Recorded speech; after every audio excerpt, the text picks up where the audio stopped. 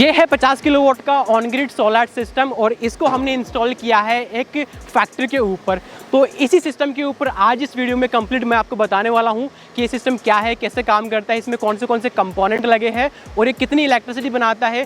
इस सिस्टम को लगवाने से पहले कस्टमर का कितना इलेक्ट्रिसिटी बिल आ रहा था और सिस्टम को लगवाने के बाद में बिल कितना कम हुआ है, इसकी क्या वारंटी होती है, कितना खर्चा आया था कस्टमर को लगवाने में और इसमें क्या मेंटेनेंस आता है, कंप्लीट जानेंगे आज के इस वीडियो में।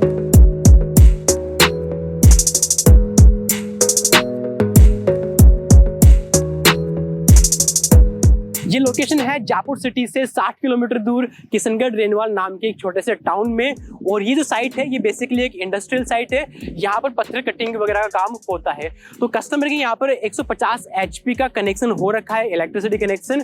और ये HT कनेक्शन है, यानी कि कस्टमर खुद का पर्सनल ट्रांसफार्मर यहाँ पर रखा हुआ है। इस इंडस्ट्री के अंदर नॉर्मली 8000 यूनिट पर मंथ का रिक्वायरमेंट होता है। पर डे की बात करें तो 250 से लेकर 300 यूनिट का यहाँ पर कंजप्शन होता है। बिल अमाउंट की बात करें तो लगभग 80,000 से लेकर 1 लाख रुपए का यहाँ पर बिल आता है। अब ये जो साइट है, इस साइट को हमने लगभग आज से 1.5 महीने पहले इंस्टॉल किया था, लेकिन ये साइट जो रनिंग में आई है वो आई है 1 तारीख को, यानी कि 1 मई को ये स्टार्ट हुई है। आज हो चुकी 12 तारीख। इसका मतलब ये है कि सिर्फ 12 दिन ही हुए हैं इस प्रोजेक्ट को स्टार्ट होते हुए। अगर हम इस प्रोजेक्ट की बात करें, इसी कंपोनेंट की बात करें, तो यहाँ पर अडानी कंपनी के पैनल्स को इंस्टॉल किया गया है और जो टोटल नंबर ऑफ पैनल्स है वो है 92। एक पैनल की जो प्रोडक्शन कैपेसिटी है वो है 545 वोट की। और ये जो पैनल है ये mono perc half cut technology के हमने यहाँ पर यूज करे हैं। तो आप देख सकते हैं 92 पैनल्स को हमने यहाँ पर इंस्टॉल किया है। हमने यहाँ पर 5 स्ट्रिंग बनाई है।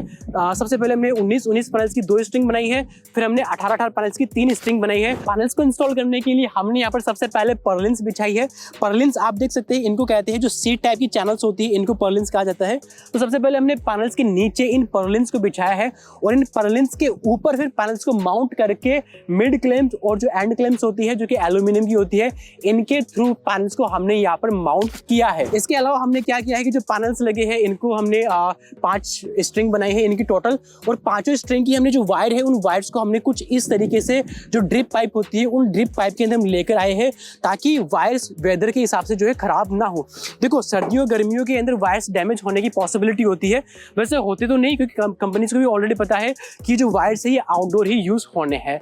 तो कंपनियां ऑलरेडी इनकी क्वालिटी काफ़ी अच्छी बनाती है, लेकिन फिर भी हमने यहाँ पर क्या किया है कि जो वायर्स है, जो पैनल्स की वायर है, इन वायर्स को नीचे ले जाने के लिए हमने यहाँ पर जो है ड्रिप पाइप का यूज़ किया है। और इन ड्रिप पाइप के अंदर हमने वायर को डाला है ताकि वायर्स वेदर यानी कि सर्दी गर्मी बारिश के अंदर ये वायर्स डैमेज ना हो और हमारे सिस्टम की जो लाइफ है वो 25 से 30 सालों के आराम से बनी रहे। तो हमने जो पैनल्स इंस्टॉल करी है उनकी DC वायर को हमने उतारा है इस ये जो पिलर देख रहे हैं इसके अंदर। इस पिलर के अंदर हमने 5 पाइप डाली है क्योंकि 5 हमने यहाँ पर स्ट्रिंग बनाई थी। तो 5 स्ट्रिंग को हमने अलग अलग पाइप के अंदर डाल के यहाँ पर नीचे उतार के लाए हैं और इन पाइप के अंदर DC वायर है। हमने यहाँ पर 5 स्ट्रिंग बनाई है और 5 स्ट्रिंग को हमने अलग अलग पाइप के अंदर डाल के लेके आए हैं। तो 5 स्ट्रिंग को हम कुछ इस तरीके से लेके आ रहे हैं और यहाँ से हम इसको ग्राउंड के अंदर डाल रहे हैं और ग्राउंड के अंदर डालने के बाद फिर हम लेके जा रहे हैं इसको इन्वर्टर की तरफ। आप ये देख सकते हैं ये है इन्वर्टर का सेक्शन और इस तरफ देखिए तो जो DC वायर हम लेके आए थे ऊपर से वो DC वायर आती है यहाँ से और यहाँ से आने के बाद फिर वो यहाँ से बाहर निकल के इस बॉक्स के अंदर जाती है जिसके अंदर DC फ्यूज लगे हैं। DC फ्यूज के बाद में ये जो इनपुट है DC इनपुट ये आती है हमारे इस इन्वर्टर के अंदर। ये इन्वर्टर है K सोलर का और ये 50 किलोवाट का इन्वर्टर है। इस इन्वर्टर के अंदर 4 MPPT हमें देखने को मिलते हैं और इस इन्वर्टर पे हमें पूरी 10 साल की जो है वारंटी मिलती है। तो इस इन्वर्टर के अंदर हमने यहाँ पर ये 5 स्ट्रिंग को कनेक्ट कर दिया है, 4 MPPT है। यहाँ पर इस इन्वर्टर पे एक डिस्प्ले है और इस डिस्प्ले के अंदर हमें सारी इसकी परफॉर्मेंस देखने को मिल जाती है कि ये सिस्टम रियल टाइम में कितनी इलेक्ट्रिसिटी जनरेट कर रहा है और इस सिस्टम ने आज तक कितना किया है। फॉर एग्जाम्पल अभी के टाइम पर ये करीबन लगभग 4 किलोवाट के आसपास की इलेक्ट्रिसिटी बना रहा है और आज के अगर जनरेशन की बात करें तो 290 यूनिट आज इसने बनाए हैं पूरे सिस्टम ने। इसके अलावा टोटल बात करें तो करीबन 12 दिन हो चुके हैं सिस्टम को लगे हुए, तो करीबन ये 3108 यूनिट अभी तक ये बना चुका है सिस्टम। इसके अलावा हमने इस इन्वर्टर को वाईफाई के थ्रू भी कनेक्ट किया है ताकि इसका जो डेटा है वो हमें मोबाइल ऐप के ऊपर मिल सके। आप देख सकते हैं ये है वाईफाई राउटर और ये वाईफाई राउटर कस्टमर के यहाँ पर जो वाईफाई अवेलेबल है उसके साथ में कनेक्ट है। तो यहाँ पर होता है क्या है कि सिस्टम की जो लाइव परफॉर्मेंस होती है वो हमें इस राउटर के थ्रू मोबाइल ऐप के ऊपर देखने को मिल जाती है। आप देख सकते हैं कि इस सिस्टम अभी जो है करीबन 4 किलोवाट के आसपास ये पावर पावर जनरेट कर रहा है, 3.75 किलोवाट पावर जनरेट कर रहा है अभी के लिए। अभी का टाइम हो चुका है 6:18 यानी कि इवनिंग का टाइम हो चुका है। आज की बात करें तो 290.7 यूनिट ये बना चुका है पूरे दिन में, और 12 दिन हो चुके हैं सिस्टम को लगे हुए, तो तकरीबन 3108 यूनिट ये पिछले 8 दिनों के अंदर ही सिस्टम बना चुका है। तो इस सिस्टम की जो लाइव परफॉर्मेंस होती है वो हमें इस ऐप के ऊपर देखने को मिल जाती है इस वाईफाई राउटर की हेल्प से। अब इस इन्वर्टर के अंदर होता क्या है कि जो डीसी करंट आता है ये एसी में कन्वर्ट होता है, और ये एसी करंट फिर इस केबल के थ्रू आता है हमारे इस एसी डीबी के अंदर। ये जो केबल है ये हमने यहाँ पर यूज करी है 50 स्क्वायर mm 4 कोर की हमने यहाँ पर कॉपर केबल यूज करी है, और ये जो है केबल आती है इस एसीडीबी के अंदर।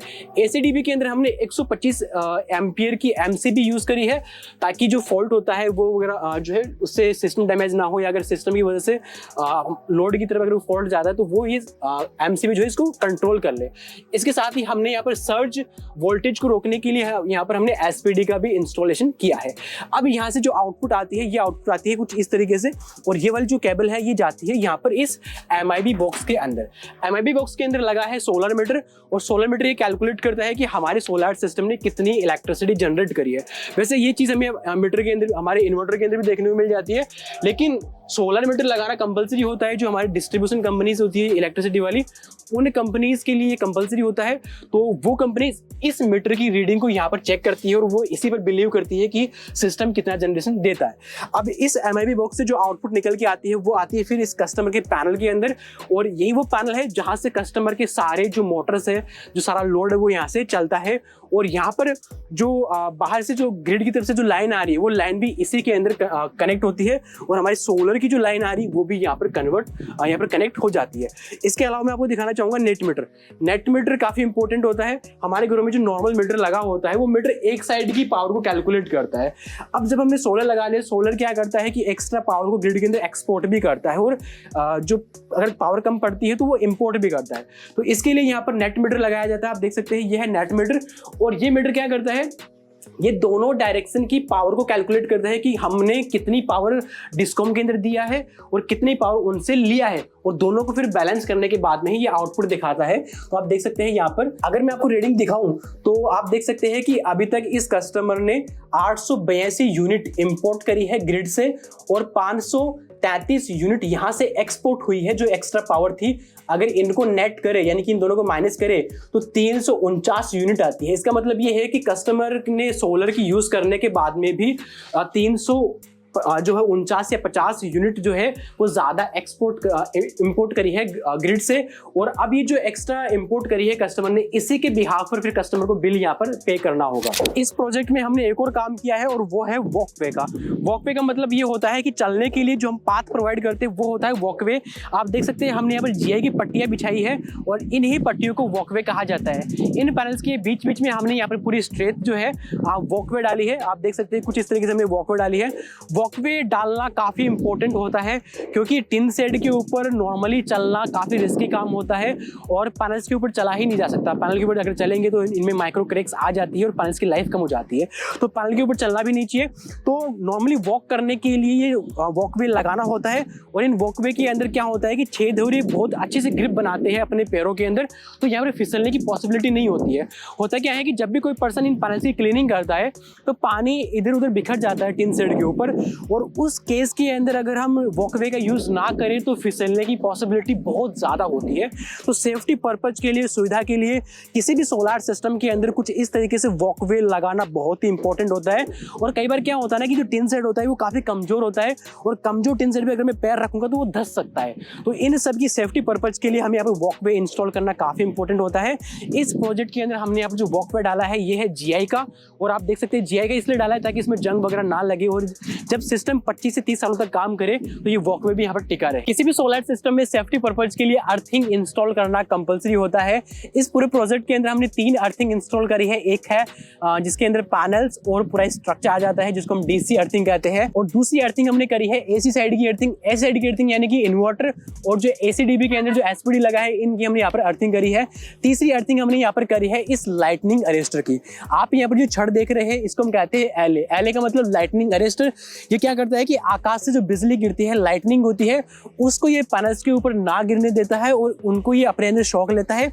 और शॉकने के बाद में यहाँ पर जो हमने वायर कनेक्ट करी है, इस वायर के थ्रू ये नीचे जाकर जो हमने ग्राउंडिंग में अर्थिंग डाली है, उस अर्थिंग में चला जाता है। तो इनके इस फ्यूचर में यहाँ पर आसपास में अगर कोई लाइटनिंग होती है या फिर बिजली गिरती है, तो वो बिजली इन पैनल्स के ऊपर ना गिर के इस छड़ के ऊपर गिरेगी और ये छड़ उस लाइट को, जो वोल्टेज है, जो एम्पियर है, उनको ग्राउंड में ले जाके उसको न्यूट्रल कर देगा और हमारा जो प्रोजेक्ट है, हमारा जो सिस्टम है, वो पूरी तरीके से सेफ बना रहेगा। कस्टमर की इलेक्ट्रिसिटी रिक्वायरमेंट की बात करें तो लगभग 250 से लेकर 300 यूनिट पर डे की इनको रिक्वायरमेंट होती है और ये वाला सिस्टम भी लगभग 250 से लेकर 300 यूनिट के आसपास जनरेशन कर देता है। तो इसका मतलब ये है कि कस्टमर को जितनी इलेक्ट्रिसिटी चाहिए उतनी इलेक्ट्रिसिटी यहाँ पर ये सोलार सिस्टम जनरेट कर देता है। और इससे होगा क्या कि कस्टमर का जो बिल है, कस्टमर बिल आता है नॉर्मली 80,000 से लेकर 1 लाख रुपए के बीच में, तो लगभग बिल लाइट का जो खर्च है वो तो ज़ीरो हो जाएगा, लेकिन जो स्थायी शुल्क है, जो मिनिमम चार्जेस होते हैं, जो फ्यूल चार्जेस होते हैं, वो तो यहाँ पर आएंगे। तो अगर मान लेते हैं कि 80,000 रुपये कस्टमर का बिल आ रहा है, तो उसमें से लगभग मान के चलिए कि 50 से लेकर 60,000 रुपये ईजिली यहाँ पर महीने का बचत होने वाला है। इसका मतलब ये है कि पूरी साल के लिए कैलकुलेट करें तो लगभग 6 से लेकर 7 लाख रुपये का ये सोलर सिस्टम कस्टमर का इलेक्ट्रिसिटी बिल बचाने वाला है। और इस सिस्टम की जो टोटल कॉस्टिंग आई है वो आई है करीबन 20.5 लाख रुपये। इसका मतलब ये है कि ये सिस्टम 3 साल के अंदर ही अपनी कॉस्टिंग को जो है रिकवर कर देगा और उसके बाद में, यानी कि 3 साल के बाद में, ये सिस्टम कस्टमर को हर साल 6 से लेकर 7 लाख रुपए की जो बिजली है उसकी बचत सीधे सीधे करके देने वाला है। इन सब के अलावा अगर आप लोग भी मेरी तरह सोलर इंडस्ट्री में अपना करियर बनाना चाहते हैं तो आप सब लोगों की हेल्प के लिए हमने बनाया है एक ऑनलाइन ट्रेनिंग प्रोग्राम, एक ऑनलाइन कोर्स जिसका नाम है the 30 days solar mastery course. ये 30 दिनों का एक बहुत ही कमाल कोर्स है जिसके अंदर आपको सोलर एनर्जी की कंप्लीट इंफॉर्मेशन मिलने वाली है और साथ ही मैं अपने 5 साल का एक्सपीरियंस आप लोगों के साथ में शेयर करने वाला हूं। तो नॉलेज और एक्सपीरियंस के आधार पे आप इस इंडस्ट्री में अपना काफ़ी आसानी से अपना बिजनेस या फिर जॉब स्टार्ट कर पाएंगे। तो अगर आप इस कोर्स को ज्वाइन करना चाहते हैं तो लिंक इन द डिस्क्रिप्शन। तो अगर आप लोग भी कुछ इस तरीके से अपने यहाँ पर सोलर पैनल्स लगवाना चाहते हैं तो लिंक इन द डिस्क्रिप्शन। चलिए मिलते हैं नेक्स्ट वीडियो में।